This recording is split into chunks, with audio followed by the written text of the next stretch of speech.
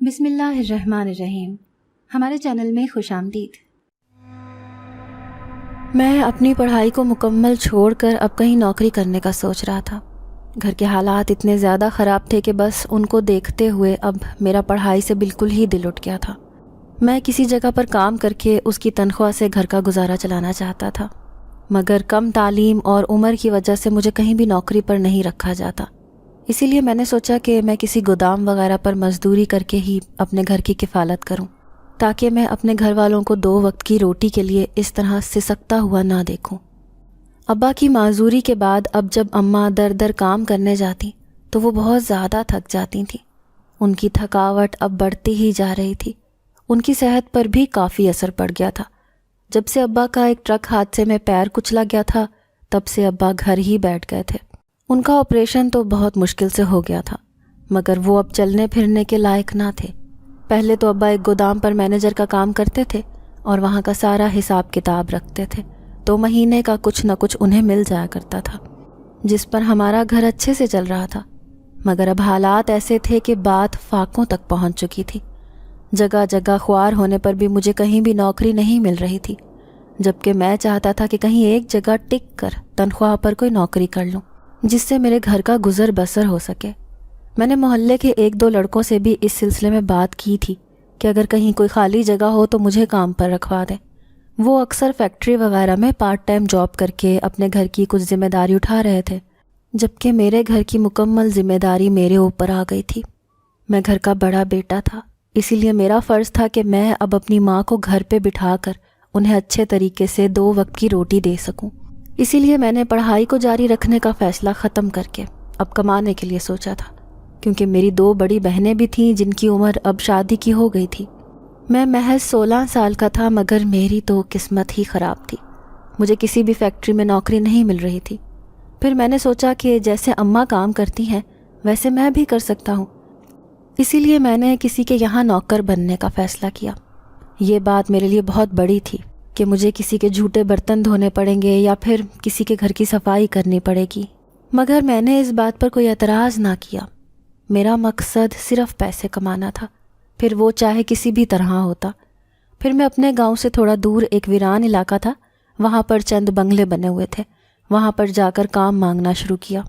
مگر وہاں کی میڈم نے مجھے سر سے لے کر پاؤں تک ایک نظر گھور کر دیکھا، پھر پوچھنے لگی کہ کون کون سا کام کر سکتے ہو۔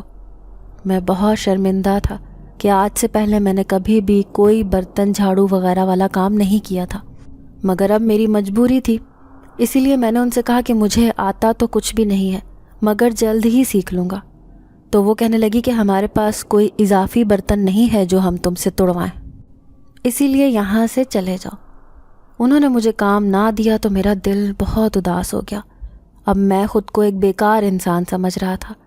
غربت نے بھی چاروں طرف سے گھیرا ہوا تھا، گھر میں بھی اب کھانے کو کچھ نہیں تھا۔ میں اماں سے کہہ کر نکلا تھا کہ شام تک کھانے کا بندوبست کر کے آؤں گا۔ اماں نے کہا تھا کہ تم کہاں سے انتظام کرو گے؟ میں نے اماں کو یہ یقین دلایا تھا کہ اب میں گھر کی ذمہ داری اٹھاؤں گا۔ ابا بیچارے ہماری فکر میں گھلتے رہتے تھے۔ ان کا مالک بہت تیز طبیعت کا تھا، مگر پھر بھی وہ اس کی ڈانٹ سن کر بھی نوکری کرتے تھے۔ وہ ان سے کام زیادہ لیتے تھے جبکہ تنخواہ بہت کم دیتے تھے، مگر پھر بھی اس سے ہمارے گھر کا گزارا ہو ہی جاتا تھا۔ اس دن بھی ابا گودام کی بوریاں ایک ٹرک میں بھروا رہے تھے اور دیکھ بھال کر ان کا حساب کتاب کر رہے تھے، جب اچانک ٹرک پیچھے کو مڑا تو ابا کو جا کر لگا اور ان کے پیر پر ٹائر ایسا چڑھا کہ ان کا پیر کچل کر رکھ دیا۔ اب ابا گھر کے ہو کر رہ گئے تھے۔ جیسے تیسے اماں نے جو کچھ جمع کیا تھا وہ دے کر ابا کا آپریشن کروایا۔ اب ابا ایک بستر پر پڑے رہتے۔ اب بھوکا تو نہیں رہا جا سکتا تھا، اسی لیے کسی نہ کسی کو تو گھر سے باہر نکل کر کمانا ہی تھا۔ اسی لیے اماں گھر گھر جا کر کسی کے برتن دھوتی، کسی کے کپڑے، کسی کا جھاڑو پونچھا کر دیتی۔ وہ اپنے گھر کا بچا ہوا کل کا کھانا اماں کو دے دیتے، جس سے ہمارا کچھ نہ کچھ گزر ہو ہی جاتا تھا۔ پھر جب اماں نے زیادہ گھروں کا کام لینا شروع کیا تو ان کی صحت پر کافی برا اثر پڑا۔ اب اماں چلتے چلتے گر جایا کرتی تھیں، ان کی ٹانگوں کی جان ختم ہوتی جا رہی تھی، وہ زیادہ پیدل چل بھی نہ پا رہی تھی، جس کی وجہ سے وہ بیمار رہنے لگی۔ اماں کو جب 1-2 بار چلتے چلتے میں نے گرتے ہوئے دیکھا تو میرا دل نہ کیا کہ میں اپنی اماں کو یوں گھر گھر کے کام کرتا دیکھوں اور خود پڑھائی کروں۔ اسی لیے میں نے پڑھائی کا فیصلہ اب اپنے دل سے ختم کر لیا اور خود ہی کمانے کا سوچا۔ ابا کو اس حال میں رینگتا ہوا دیکھ کر اماں کے دل کو کافی صدمہ لگا تھا۔ اماں ہر وقت ابا کو دیکھ کر روتی رہتی تھی۔ اماں ابا میں بہت زیادہ محبت تھی، وہ ایک دوسرے کی ہر بات کو بہت پیار سے سمجھتے تھے۔ اماں ابا کی پسند کی شادی ہوئی تھی، اسی لیے وہ ایک دوسرے کو کسی بھی تکلیف میں نہیں دیکھ سکتے تھے۔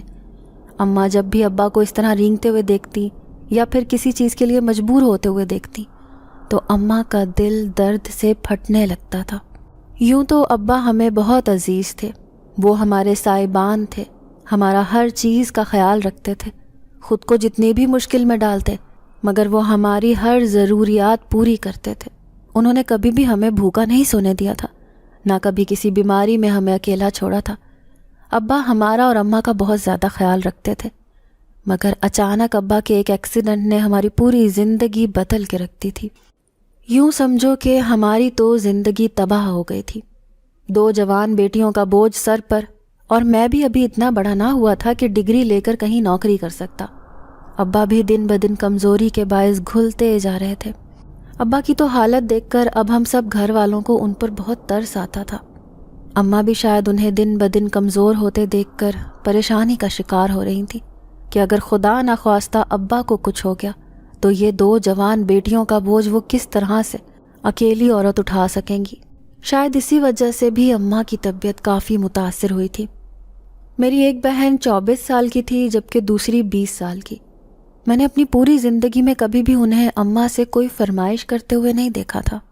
محلے میں اکثر شادی بیاہ ہوتی، ساری لڑکیاں مہندی وغیرہ لگا کر شادیوں میں جاتی، مگر میری بہنیں ہمیشہ خاموشی اور صبر شکر کے ساتھ ہی وقت گزارتی۔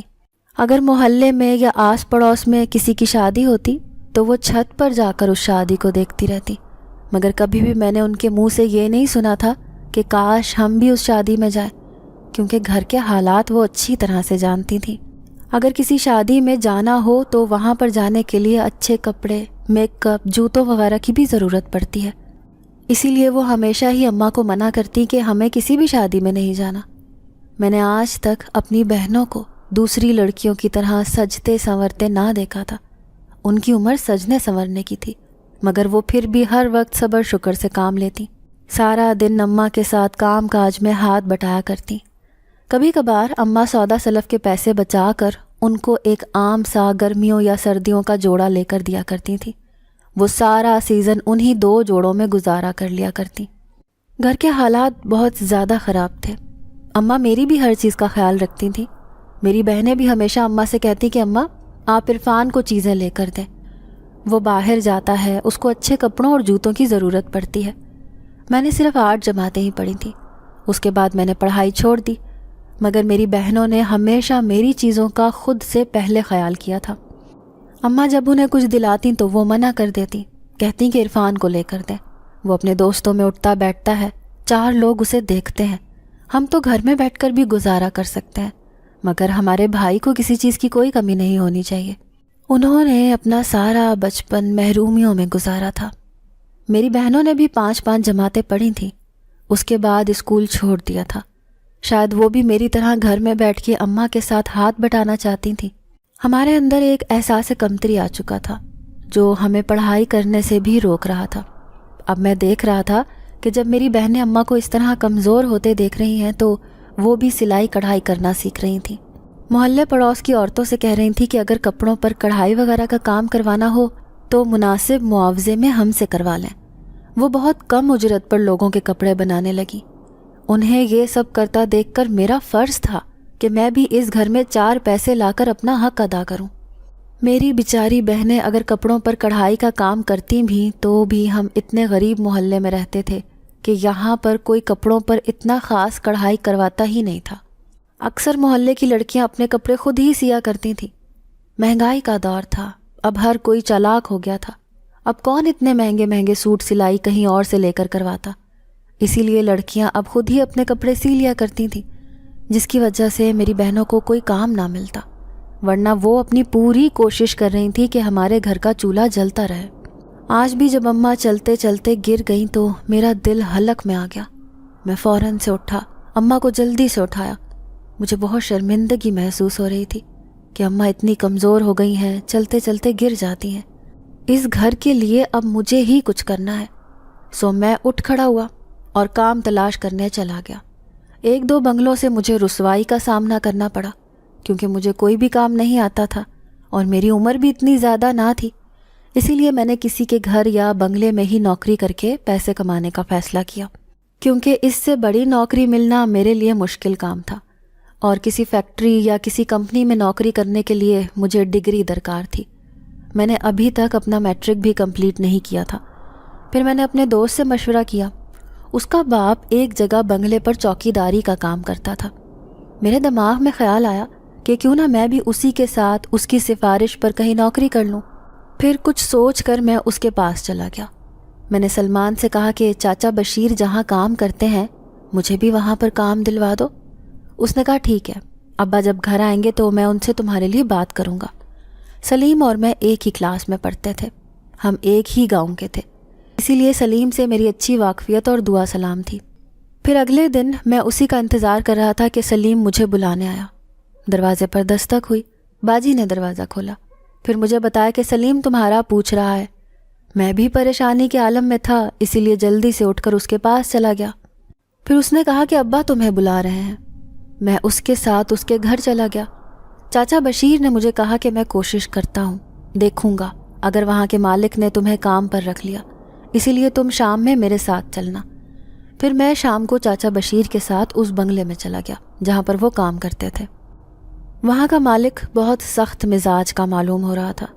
اس نے سر سے پیروں تک مجھے ایک نظر دیکھا، پھر مجھ سے پوچھنے لگا کیا کیا کام کر لیتے ہو؟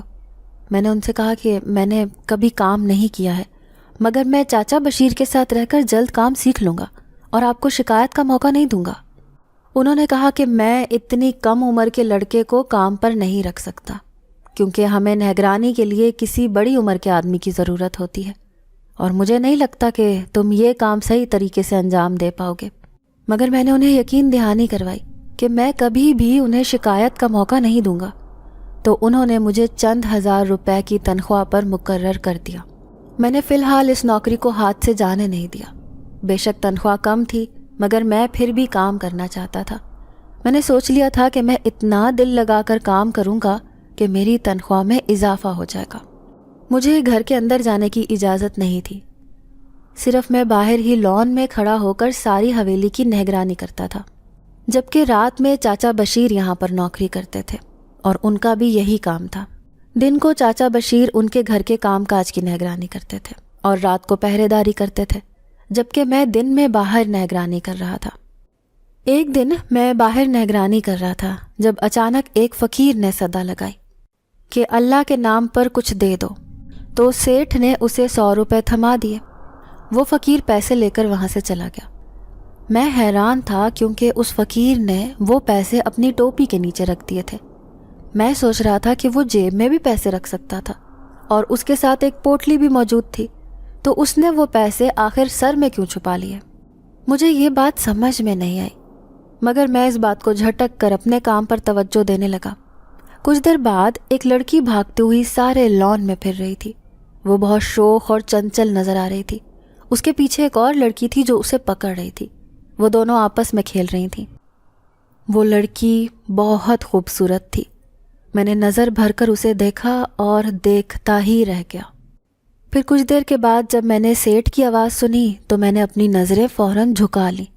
میں حیران تھا کہ یہ لڑکی بے حد دلکش تھی۔ آخر یہ کون تھی؟ پھر میں سوچ میں پڑ گیا کہ شاید یہ میرے سیٹھ کی بیٹی ہے، کیونکہ اس کے لباس سے یہی معلوم ہو رہا تھا کہ وہ اس گھر کی مالکن ہے۔ اب میں دوسری طرف منہ کر کے کھڑا ہو گیا جب اچانک کسی نے میرے کندھے پر ہاتھ رکھا، تو میں پیچھے کو مڑ کر دیکھنے لگا۔ یہ وہی لڑکی تھی جس نے میرے کندھے پر ہاتھ رکھا تھا۔ اس نے کہا کون ہو تم؟ پھر میں اسے کہنے لگا کہ میں آپ کا نیا ملازم ہوں، آپ یقیناً سیٹھ صاحب کی بیٹی ہیں۔ تو وہ کہنے لگی ہاں میں اس گھر کی مالکن ہوں، کیا نام ہے تمہارا؟ میں نے کہا میرا نام عرفان ہے۔ اس نے کہا میرا نام سائرہ ہے۔ تبھی ایک بڑی عمر کی ملازمہ آئی اور اسے بازو سے پکڑ کے اپنے ساتھ اندر لے گئی، کہنے لگی خبردار، اگر آئندہ بی بی جی سے کوئی بات کرنے کی کوشش کی تو سیٹھ صاحب تمہارا سر گردن سے الگ کر دیں گے۔ میں نے کہا میں نے کوئی بات نہیں کی، وہ خود چل کر میرے پاس آئی تھی۔ میں شکل و صورت کا کافی زیادہ خوبصورت تھا۔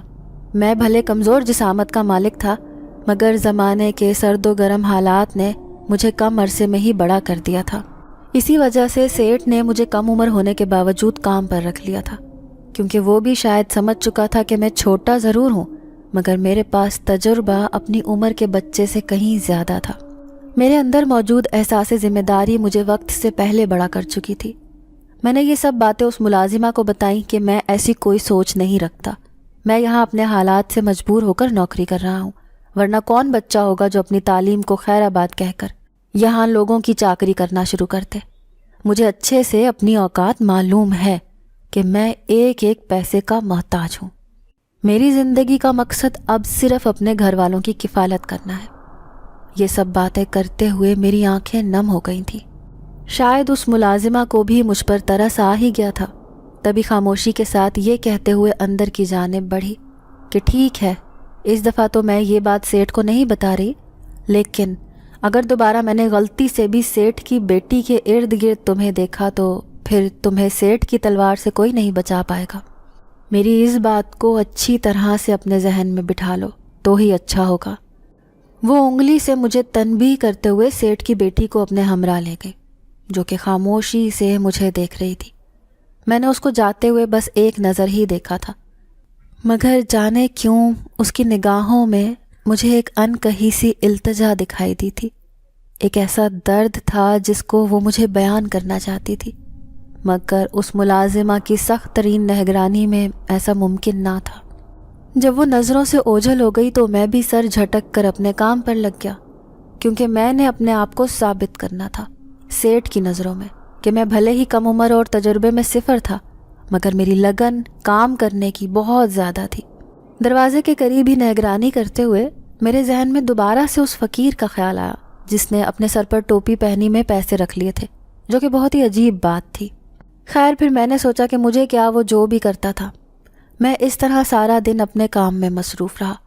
شام کا وقت ہوا تو میں سیٹھ کو سلام کرتا بشیر چاچا کے آنے کے بعد اپنے گھر کے لیے روانہ ہو گیا۔ یہاں سے میرے گھر تک کا راستہ چونکہ کافی زیادہ تھا، اسی لیے مجھے معلوم تھا کہ میری واپسی رات تک ہی ہونی تھی، لہٰذا میں تیزی کے ساتھ قدم اٹھاتا جا رہا تھا تاکہ اماں جو کہ میرے انتظار میں گھر پر پریشان ہو رہی ہوں گی ان کو بتا سکوں کہ مجھے نوکری مل چکی تھی۔ اب ان کو مزید پریشان ہونے کی ضرورت نہیں تھی۔ ابھی تنخواہ کم تھی مگر مجھے پوری امید تھی کہ میری لگن کو دیکھتے ہوئے سیٹھ ضرور میری تنخواہ بڑھا دے گا۔ میں راستے میں ہی تھا کہ جب مجھے کچھ عجیب سی ہلچل محسوس ہوئی۔ یہ راستہ کافی کچا تھا، آبادی اس طرف نہ ہونے کے برابر تھی، اسی لیے مجھے کچھ عجیب سی گھبراہٹ ہو رہی تھی کہ کہیں اس سنسان علاقے میں کوئی چور یا لٹیرا نہ گھات لگائے بیٹھا ہو۔ مجھے اپنی جان کی کوئی فکر نہ تھی، بلکہ اپنی جیب میں موجود وہ چند ہزار روپے کے نوٹوں کی فکر تھی جو کہ میری پہلی تنخواہ تھی۔ مجھے اس کی اپنی جان سے بڑھ کر حفاظت کرنی تھی، ورنہ میرے گھر والے آج بھی بھوکے سوتے۔ میں نے ابھی واپسی پر ہی گھر جاتے وقت اپنے محلے کی ایک دکان سے کچھ کھانے کا سامان بھی خریدنا تھا۔ میں ادھر ادھر دیکھتا ہوا چوکنا ہو کر چلتا جا رہا تھا۔ ہر طرف عجیب قسم کا سناٹا چھایا ہوا تھا، جس کی وجہ سے ہلکی سی بھی آہٹ بہت واضح طور پر سمجھ آ رہی تھی۔ میں پیچھے کی جانب دیکھنے سے گریز برت رہا تھا کہ کہیں میرے اس طرح کرنے سے کوئی مجھ پر حملہ نہ کر دے۔ اس ویران جگہ پر رکنے کا رسک میں نہیں لے سکتا تھا۔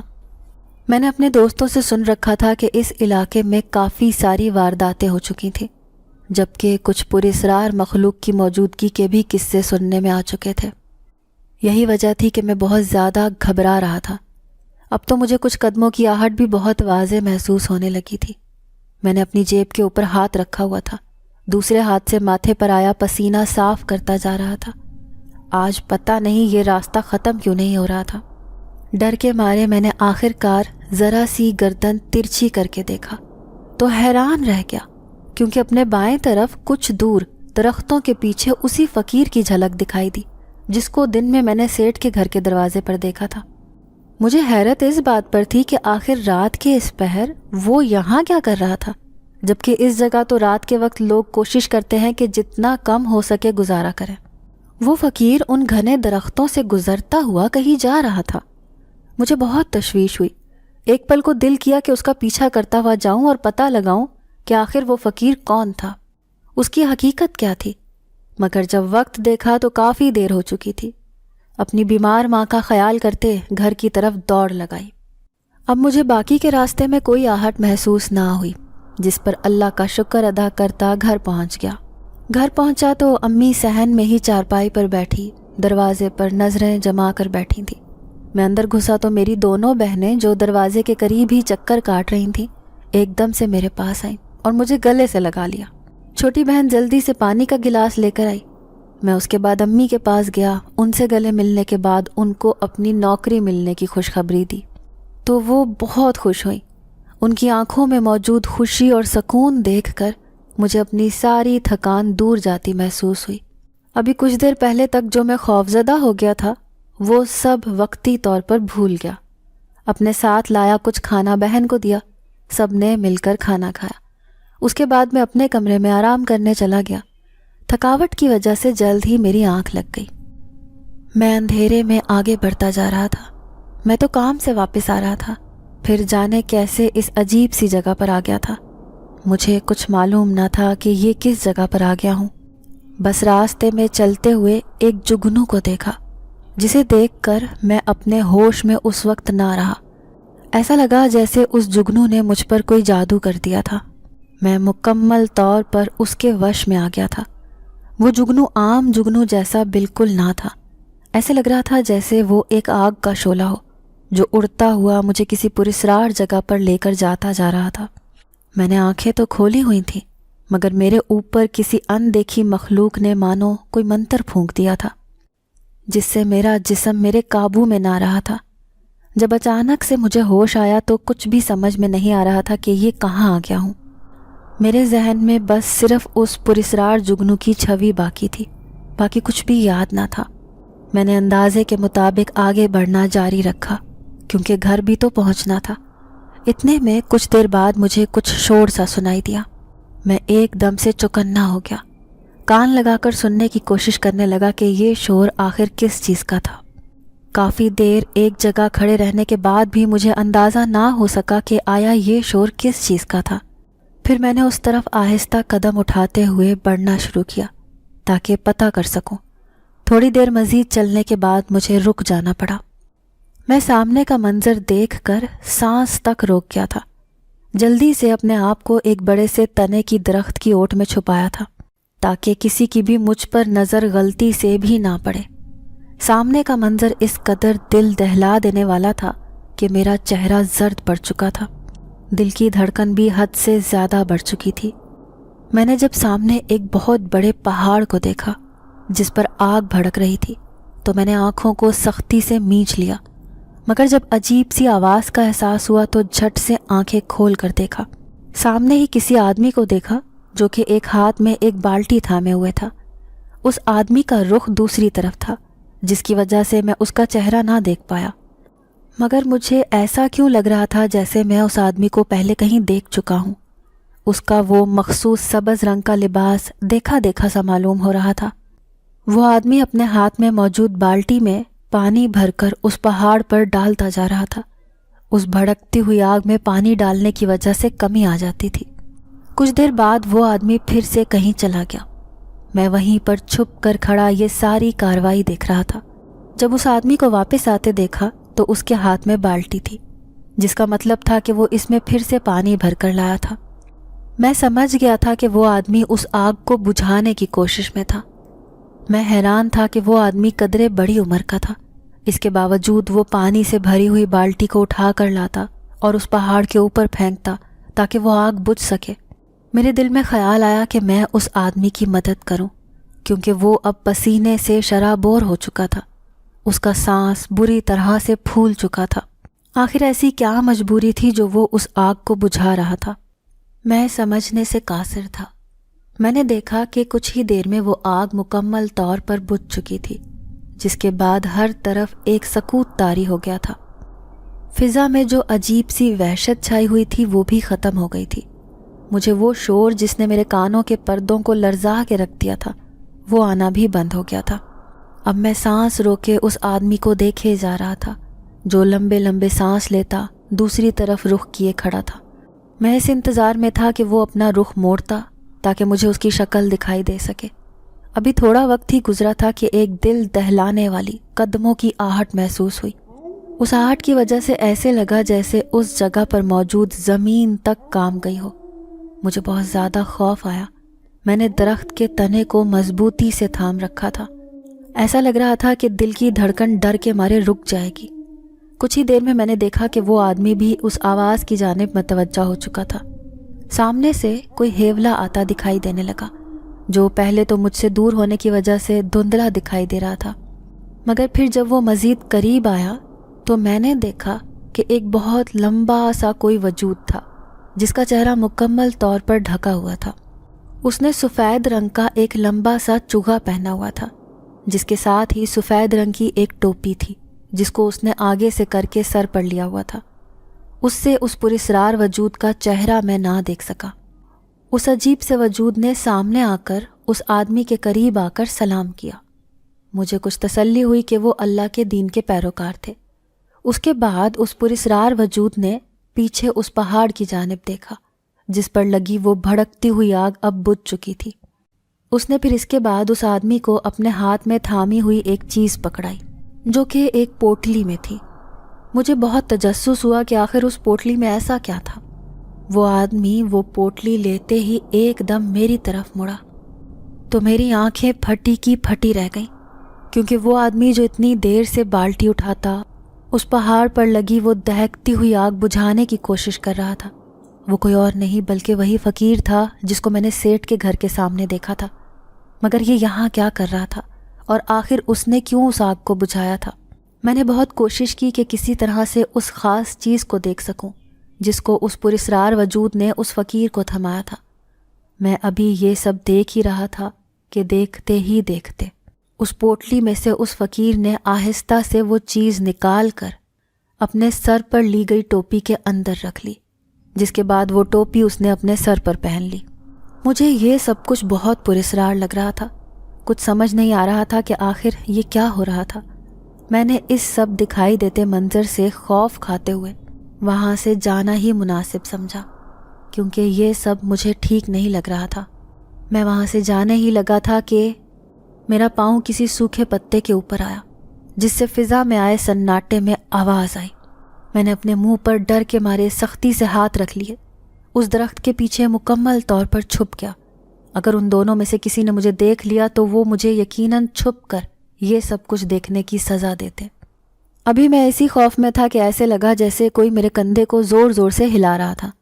میں سمجھ نہ پایا کہ آخر یہ کون تھا جو مسلسل مجھے جھنجھوڑ رہا تھا۔ میرا دماغ مکمل طور پر معاف تھا۔ عرفان، اٹھو عرفان، دیکھو صبح ہو چکی ہے، تم نے پھر کام پر بھی جانا ہوگا ورنہ سیٹھ کہیں نوکری سے ہی نہ نکال دے۔ مجھے جب اپنے کانوں میں اپنی بڑی بہن کی آواز آئی تو آہستہ سے مندی مندی آنکھیں کھول کر دیکھا۔ مجھے سمجھ نہیں آیا کہ میں کہاں ہوں، مگر جب ارد گرد دیکھا تو اندازہ ہوا کہ میں اپنے کمرے میں اپنے بستر پر لیٹا ہوا تھا۔ ایک دم مجھے احساس ہوا کہ میں تو اس وقت گھر میں ہوں، تو جھٹکا کھا کر اٹھ بیٹھا۔ اب مجھے سمجھ آیا کہ ابھی تک جو بھیانک اور دل دہلاتے مناظر دیکھ رہا تھا وہ بس ایک خواب تھا۔ اس خواب نے مجھے بہت زیادہ خوفزدہ کر دیا تھا۔ سب کچھ میرے لیے لرزا دینے والا تھا۔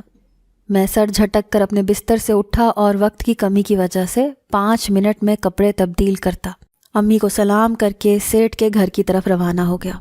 وہاں پر پہنچا تو سیٹھ باہر ہی ادھر سے ادھر پھر رہا تھا۔ اس کے چہرے کے تاثرات بہت سخت دکھائی دے رہے تھے۔ میں سمجھا کہ شاید مجھ سے کوئی غلطی سرزد ہو گئی۔ ایک خیال یہ بھی آیا کہ کہیں اس ملازمہ نے تو میری شکایت نہیں لگا دی کہ میں نے اس سیٹھ کی بیٹی سے بات کی تھی۔ یہ خیال آتے ہی مجھ پر کپ کپی طاری ہو گئی۔ میں کانپتی ٹانگوں کے ساتھ سیٹھ کی جانب گیا جو مجھے دیکھ کر فوراً سے کہنے لگا، عرفان، تمہیں آج آنے میں اتنی دیر کیوں ہو گئی؟ میں نے ڈرتے ڈرتے ہوئے جواب دیا کہ معاف کر دو صاحب، آئندہ کبھی ایسا نہیں ہوگا، آپ کہو تو میں آپ کے پیر پڑ جاتا ہوں۔ اس سیٹھ نے مجھے ایسا کرنے سے روکا اور کہنے لگا کہ ٹھیک ہے، مگر آج کے بعد دوبارہ ایسا نہ ہو، اس سیٹ نے مزید کہا کہ آج اس کے گھر پر کچھ مہمان آنے والے تھے اس کی بیٹی کو دیکھنے کے لیے، تو مجھے بہت چوکنا ہو کر نگرانی کرنی ہوگی کہ کہیں کوئی دشمن حملہ نہ کر دے۔ میں نے نظریں جھکاتے ہوئے اس بات میں سر ہلایا اور کام پر لگ گیا، مگر حیرت انگیز طور پر بار بار میری نظروں کے سامنے اسی معصوم لڑکی کی آنکھیں آ رہی تھیں۔ مجھے جانے کیوں ایسے لگ رہا تھا کہ وہ لڑکی ناخوش تھی کسی بات پر۔ کچھ ہی دیر میں داخلی دروازے پر ہارن کی آوازیں آنا شروع ہوئیں تو میں بھاگ کر گیا، دروازہ کھولا۔ بڑی بڑی 2 کالے رنگ کی گاڑیاں اندر آنا شروع ہو گئی تھیں، جن میں سے بہت سارے لوگ نکلنا شروع ہو گئے۔ ان میں سب کے سب مرد ہی تھے جو کہ انتہائی عجیب حلیے میں تھے۔ ان کے لباس مکمل طور پر سیاہ تھے، جبکہ آنکھوں پر بھی انہوں نے کالا رنگ لگا کر ان کو بھی سیاہ کیا ہوا تھا۔ ان کے ہاتھ میں کچھ تھال بھی تھے جن کو کالے رنگ کے کپڑوں سے ڈھکا ہوا تھا۔ ان میں سے ایک آدمی نے مجھے گاڑی سے لکڑیاں نکال کر لانے کو کہا۔ میں جلدی سے ان کی اس بات پر عمل کرتا گیا۔ لکڑیاں لے کر جب اندر بڑھا تو عجیب نظارہ دیکھا کہ سیٹ بھی انہی عجیب حلیے والے آدمیوں کی طرح سیاہ لباس میں تھا۔ مجھے یہ سب کافی خوفناک لگا۔ میں لکڑیاں جلدی سے وہاں پر رکھ کر باہر آ گیا، مگر باہر جانے کے بجائے ایک دروازے کے قریب کھڑا ہو کر بیچ میں لگی ایک چھوٹی سی کھڑکی سے اندر کا معاملہ سمجھنے کی کوشش کرنے لگا۔ ان آدمیوں میں سے ایک آدمی نے وہ لکڑیاں صحن میں رکھ کر ان پر آگ لگا دی۔ سیٹھ نے ان آدمیوں سے کہا کہ تم لوگ میرا پیسہ لائے ہو؟ وہ لوگ ایک پل کو تو تھوڑے سے گھبرا گئے، مگر پھر انہوں نے کہا کہ جی سیٹھ صاحب، آدھے پیسے آج مل جائیں گے آپ کو، جبکہ آدھے کچھ عرصے بعد ملیں گے۔ یہ سننا تھا کہ سیٹھ ایک دم سے غصے سے آگ بگولا ہو گیا۔ اس نے کہا کہ تم لوگ اچھی طرح سے جانتے ہو کہ جب تک مجھے پورا پیسہ نہیں مل جاتا میں تم لوگوں کو اپنی بیٹی نہیں دینے والا ہوں۔ انہوں نے کہا کہ سیٹھ، ہم نے آپ سے وعدہ کیا تھا کہ ہم ہر صورت آپ کو پیسے دے دیں گے، مگر لڑکی ہمیں آج ہی چاہیے۔ وہ سیٹھ خاموش ہو گیا۔ اس نے کہا کہ رات تک کا وقت تم لوگوں کو میں دے رہا ہوں، اگر تب تک سارے پیسے تم لوگوں نے نہ اکٹھے کر کے دیے تو ہمارا معاہدہ اسی وقت ختم ہو جائے گا۔ وہ لوگ یہ سن کر جلدی سے اپنا سامان سمیٹنے لگے۔ میں سمجھ گیا تھا کہ اب وہ باہر آنے والے ہیں، تبھی میں فوراً سے بھاگتا ہوا اپنی جگہ پر جا کر کھڑا ہو گیا۔ میرا دل سوکھے پتے کی مانند لرز رہا تھا، دل میں عجیب سا احساس جاگ رہا تھا۔ یہ سیٹھ ان لوگوں سے اپنی سگی بیٹی کا سودا کر رہا تھا۔ پیسے پورے نہ ہونے کی وجہ سے رات تک کا وقت دیا گیا تھا۔ اب مجھے کچھ نہ کچھ کرنا ہوگا، کیونکہ اس معصوم لڑکی کو ان خوفناک اور پراسرار لوگوں کے حوالے نہیں کر سکتا تھا۔ میں نے دیکھا کہ کچھ ہی دیر میں وہ لوگ سیٹھ کے گھر سے چلے گئے۔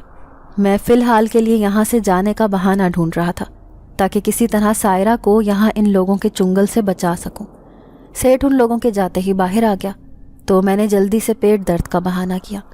اتفاق سے سیٹھ نے مجھے گھر سے باہر جانے کی اجازت دے دی۔ میں شکر ادا کرتا وہاں سے نکلا تھا۔ شام ہونے ہی والی تھی، اب ہر طرف اندھیرا چھانے والا تھا۔ میں اسی سنسان علاقے سے گزر رہا تھا کہ آج دوبارہ سے مجھے وہی فقیر دکھائی دیا۔ وہ اسی طرف درخت کے پیچھے آہستہ سے چلتا ہوا جا رہا تھا۔ اس کی نظر مجھ پر ابھی تک نہیں پڑی تھی۔ میرے دماغ میں اچانک سے وہ خواب والا منظر لہرایا۔ میں اس فقیر کے تعاقب میں چلنا شروع ہو گیا، مگر میں اس سے کافی فاصلے پر تھا تاکہ اس کو ذرا بھی بھنک نہ لگے۔ کافی آگے جا کر میں اپنے سامنے نظر آتے اس روح لرزا دینے والے منظر کو دیکھ کر ساکت رہ گیا۔ مجھے یقین نہیں آیا کہ جو کچھ میرے خواب میں آیا تھا ہو بہو اسی طرح حقیقت میں بھی وہی سب کچھ ہو رہا تھا۔ ایک بہت ہی بڑے کالے رنگ کا پہاڑ تھا جس کو آگ نے اپنی لپیٹ میں لے رکھا تھا۔ وہ آگ اس قدر دہک رہی تھی کہ اس کی گرمی ہر طرف پھیلی ہوئی تھی۔ وہ فقیر اسی طرح ایک طرف بنے کنویں سے پانی بھر کر لاتا اور اس آگ پر ڈالتا جا رہا تھا۔ میں ابھی دیکھ ہی رہا تھا کہ ایک دم سے وہ آگ اس پہاڑ پر سے بجھ گئی۔ کچھ دیر بعد جب ایک انتہائی پراسرار مخلوق کو آتے دیکھا جس نے سفید رنگ کا چگا پہن رکھا تھا تو میرا شک یقین میں بدل گیا کہ یہ سب میرے خواب کی طرح ہی تھا، کیونکہ اس نے فقیر کو کچھ دیا تھا جو دور ہونے کی وجہ سے مجھے صحیح طرح سے دکھائی نہ دیا۔ جب وہ پراسرار مخلوق وہاں سے چلی گئی تو میں نے آہستہ سے اس فقیر کی جانب اپنے قدم بڑھائے۔ وہ اپنے ہاتھ میں پکڑی اس چیز کو اپنی ٹوپی میں رکھ چکا تھا۔ جب اس کی نظر مجھ پر گئی تو وہ گھبرایا بالکل نہ تھا، بلکہ مجھے بغور دیکھنے لگا۔ اس نے مجھے کہا کہ میں پہلے ہی جان گیا تھا کہ تم کافی دیر سے ادھر کھڑے تھے۔ مجھے تم اس روز بھی کچھ پریشان دکھائی دے رہے تھے۔ اب بتاؤ کہ کیا بات ہے؟ وہ فقیر شکل سے ہی مجھے ہمدرد دکھائی دے رہا تھا۔ جب اس نے مجھ سے معاملہ پوچھا تو میں نے آہستہ آہستہ اس کو اپنے تمام حالات بتا دیے کہ کیسے میں چھوٹی سی عمر میں ہی اپنے گھر والوں کی کفالت کرنے کے لیے اپنے گھر سے نکلا۔ اپنے ساتھ ہوئے پے در پہ واقعات اس کو بغیر رکے سناتا گیا۔ وہ فقیر کافی غور سے میری بات سن رہا تھا۔ جب میں نے اپنی بات ختم کی تو اس نے مجھے اپنے سر پر پہنی ٹوپی اتار کر دی۔ اس ٹوپی میں جو چیز پوٹلی کے اندر پڑی ہوئی تھی اس کو اس فقیر نے مجھے پوٹلی سے نکالنے کا نہیں کہا۔ میں ناسمجھی سے یہ سب کچھ دیکھنے لگا۔ اس فقیر نے کہا کہ میں اس ٹوپی کو پہن لوں گا اور یہ پوٹلی اس ٹوپی میں رکھ دوں گا تو میرے سارے مسائل حل ہو جائیں گے۔ میں نے اس کی بات پر عمل کیا۔ وہ ٹوپی کافی عجیب سی تھی۔ جس وقت میں نے ہاتھ میں پکڑی ہوئی تھی تو بالکل عام سی لگ رہی تھی، مگر سر پر پہننے کے بعد جب اس کے اندر وہ پوٹلی رکھی تو ایک دم سے اس کا وزن بہت بھاری ہو گیا۔ میں نے اس فقیر کو کہا کہ اس میں کیا ہے تو اس نے کچھ نہ بتایا، بس اتنا کہا کہ میں اب سیٹھ کے گھر جاؤں، مجھے وہاں پر سب کچھ سمجھ آ جائے گا۔ مجھے اتنا تو سمجھ آ رہا تھا کہ ضرور اس پوٹلی میں کچھ طلسماتی چیز تھی، ایسی چیز جس میں کچھ پراسرار طاقت تھی، لہٰذا میں نے مزید سوال نہ کیے۔ خاموشی سے دوبارہ سیٹھ کے گھر گیا تو بشیر چاچا میری جگہ کام پر کھڑے ہوئے تھے۔ میں نے ان کو اپنی طرف آتا دیکھا تو سلام کرنے ہی لگا تھا کہ ایک دم سے وہ اپنے ہاتھ پیچھے باندھ کر مجھے احترام کے ساتھ اندر لے جانے آ گئے۔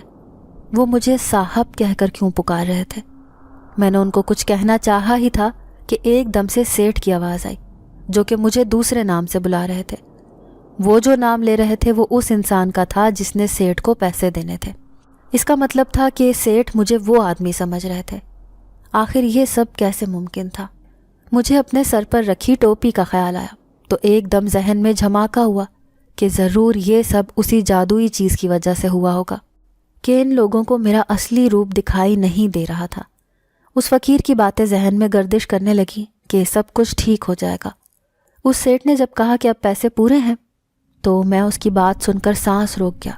پیسے تو میرے پاس تھے ہی نہیں تو میں اس سیٹھ کو کیسے دے سکتا تھا بھلا؟ میں نے اس سیٹھ کی طرف ڈرتے ہوئے دیکھا تو اس کی نگاہیں میرے پیروں کے پاس دیکھ کر ٹھٹک گیا۔ میں نے جب دیکھا تو وہاں پر ایک بستہ پڑا ہوا تھا جو کہ بہت بھاری لگ رہا تھا۔ اس سیٹھ نے وہ بستہ اٹھایا اور کھول کر دیکھا تو اس کی آنکھوں میں ایک چمک آ گئی۔ میں نے ذرا سا آگے ہو کر دیکھا تو اس میں نوٹوں کی گڈیاں تھیں۔ وہ پیسے جادوئی طور پر خود بخود آ گئے تھے۔ اس سیٹھ نے جب کہا کہ آج سے میری بیٹی تمہارے حوالے ہے، میں سیٹھ کی بات سن کر کانپنے لگا کہ اس لڑکی کو میں اپنے ساتھ کیسے لے کر جا سکتا تھا۔ میری عمر بھی اس لڑکی کی طرح ہی تھی، مگر اس کو سیٹھ کے پاس چھوڑ کر جانا بھی مناسب نہ تھا۔ وہ اپنی بیٹی کا کسی دوسرے اوباش انسان سے بھی سودا کر سکتا تھا۔ میں نے جب سیٹھ کو حامی بھری تو کچھ ہی دیر میں وہ خوبصورت لڑکی ایک چادر اوڑھ کر آئی۔ اس کی آنکھوں میں موٹے موٹے آنسو تھے۔ مجھ پر نظر پڑتے ہی وہ تھر تھر کانپنے لگی۔ میں سمجھ گیا تھا کہ وہ بھی میرا اصلی چہرہ نہیں دیکھ سکتی، اس کو بھی مجھ سے وہ گھٹیا جسم فروش لوگ ہی دکھائی دے رہے تھے۔ میں نے اس کو اپنے پیچھے آنے کا کہا، جبکہ وہ سیٹھ پیسوں کا بیگ لیتا اندر کی جانب جا چکا تھا۔ بشیر چاچا نے جب داخلی دروازہ بند کیا تو میں سائرہ کو لے کر کچھ آگے کی طرف آیا جہاں پر زیادہ لوگ نہ تھے۔ میں نے ایک نظر اس کی طرف دیکھا تو وہ کچھ ڈری ہوئی ہونے کے ساتھ الجھی ہوئی تھی، جس کی سب سے بڑی وجہ یہ تھی کہ میرے پاس نہ کوئی گاڑی تھی بلکہ پیدل ہی سوار تھا۔ سائرہ کو بھی معلوم تھا کہ ان گھٹیا لوگوں کے پاس بڑی کالی سیاہ گاڑیاں ہوتی تھیں۔ میں نے اس کو کچھ نہ کہا، بس خاموشی سے گھر تک آ گیا۔ گھر آ کر امی جو کہ اپنے کمرے میں ہی تھی، ان کے برابر والے کمرے میں سائرہ کو لے گیا۔ وہ یہ سب حیران ہوتے ہوئے دیکھ رہی تھی۔ اس کو بھی اندازہ نہ تھا کہ ایک بدمعاش انسان کیوں اس کے ساتھ ایسے نرمی کے ساتھ برتاؤ کر رہا تھا۔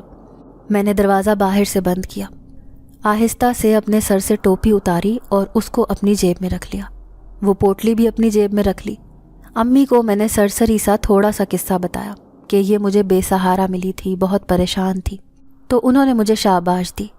میں چونکہ بہت زیادہ تھکا ہوا تھا، اسی وجہ سے بستر پر لیٹتے ہی جلدی نیند کی وادیوں میں اترتا چلا گیا۔ اگلے دن میری آنکھ کھلی تو امی سائرہ کو اپنے ساتھ بٹھائے ناشتہ کروا رہی تھیں۔ میری دونوں بہنیں بھی بہت خوشی سے ایک نئے فرد کی آؤ بھگت میں لگی تھیں۔ مجھ پر جب سائرہ کی نظر پڑی تو وہ کافی خوش ہو گئی۔ پھر میں جلد ہی کام پر چلا گیا، مگر وہاں پر جانے سے پہلے ہی اس سنسان راستے پر مجھے وہ فقیر ملا جو کہ مجھے دیکھ کر ایک جھٹکے سے کھڑا ہو گیا۔ میں نے اس کو ایک جگہ پر آنے کا اشارہ کیا۔ उस फ़कीर से जब मैंने पूछा कि आखिर उस पोटली में कौन सी चीज़ थी जिसकी वजह से मेरे पास इतना सारा पैसा अचानक से आ गया था। उस फ़कीर ने बताया कि उस पोटली में जिन्नात का दिया हुआ एक ख़ास पत्थर है जिसको जादुई पत्थर कहते हैं। उस पत्थर के अंदर बेशुमार ताकतें हैं जिसकी वजह से मेरे साथ ये सब हो रहा था। वो फ़कीर उसी पहाड़ पर लगी आग बुझाता था जो कि काली ताकतें उस जिन्नाती पहाड़ पर हर जुमे की रात को भड़काती थीं। वो जिन्नज़ाद उस फ़कीर को इनाम के तौर पर यह पत्थर दे जाता था जिसको टोपी में रखने से इंसान करोड़पति बन सकता है। मैंने उस फ़कीर का बहुत शुक्रिया अदा किया था जिसकी वजह से मेरे बहुत से मसाइल हल हो गए थे। मैं अब दोबारा से उस सेठ के घर काम करने के लिए नहीं जाता था, बल्कि उस टोपी को अपने पास रखा था जिसमें वो ख़ास पत्थर रखता तो मेरे पास पैसे आ जाते थे। अब हमारे बहुत से मसाइल हल हो गए थे। अब्बा और अम्मा की दवाइयाँ भी आ जाती थीं। मेरी दोनों बहनों की शादी भी मैंने करवा दी थी। कुछ सालों के बाद अम्मा ने सायरा से मेरी शादी करवा दी। सब कुछ ठीक हो गया था। नाज़रीन, अगर आपको आज की ये कहानी अच्छी लगी हो तो वीडियो को लाइक ज़रूर करें। अगर आपको ऐसी दहशतनाक, दिल को जकड़ देने वाली कहानियाँ पसंद हैं तो ऐसी एक कहानी रोज़ाना सुनने के लिए हमारे चैनल को सब्सक्राइब करें। इजाज़त चाहते हैं। अल्लाह हाफ़िज़।